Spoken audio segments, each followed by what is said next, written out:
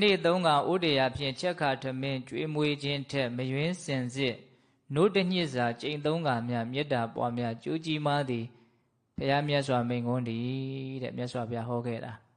နော်ရှိတယ်တယုတ်ပါဠိတော်ထဲမှာဟုတ်လားနော်တနေ့ကို3ခါနော်တစ်ခါဆိုရင်ထမင်းအိုးကြီး100နဲ့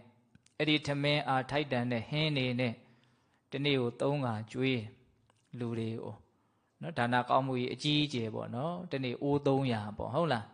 တနေ့3ခါဥဒေယဖြင့်ချက်ခါထမင်းကျွေးမွေးခြင်းထက်မယွင်းစင်စစ်နို့တညစ်စာကျိန်3ခါမြတဲ့မေတ္တာပွားများကြိုးကြီးမားသည်ဘုရားမြတ်စွာမိန့်ခွန်းသည်တဲ့။ကိုင်ရှင်းပြစရာမလိုတော့အောင်ကိုရှင်းနေပါတယ်ဟုတ်လား။တနေ့ကို3ခါမေတ္တာပို့တယ်တစ်ခါပို့ရင်နို့တညစ်စာကလေးသိမများပါဘူးဟုတ်လား။ဒါမြတ်စွာဘုရားနှိုင်းရှင်ပြတာပေါ့။မေတ္တာလေးကတော့ကြီးကြီးလေးလေးအေးအေးချမ်းချမ်းလေးဖြစ်ဖို့တော့လိုမယ်ပေါ့နော်။တကယ်ကိုပဲအမျှော်လင့်ချက်မှမပါဘဲနဲ့ဟုတ်လားတကယ်ချမ်းသာစီလိုတဲ့စိတ်ကလေးဖြစ်မယ်ဆိုရင်အဲ့ဒီစိတ်ကလေးရဲ့စွမ်းအားတတ္တိဟာကြီးမားလွန်းလို့တနေ့ကိုအိုးကြီး300နဲ့အလှူဒါနပြုတ်ရတာတဲ့ပိုးပြီးတော့ကြီးမားတဲ့အကျိုးရလဒ်ကိုရစေနိုင်တယ်မေတ္တာရဲ့အစွမ်းပေါ့နော်ဒါကြောင့်မို့လို့ဒီဗြဟ္မဝိဟာရတရားဓမ္မမေတ္တာလေးကိုဘုံဘုံကပြောပါတယ်ဒီဗြဟ္မဝိဟာရနဲ့ပတ်သက်ပြီးတော့မေတ္တာကရုဏာမုဒိတာဥပေက္ခာဒီ၄မျိုးလုံးကိုလည်းပဲအကျဉ်းပြင်းလေးတော့ဘုံဘုံတို့ဟာ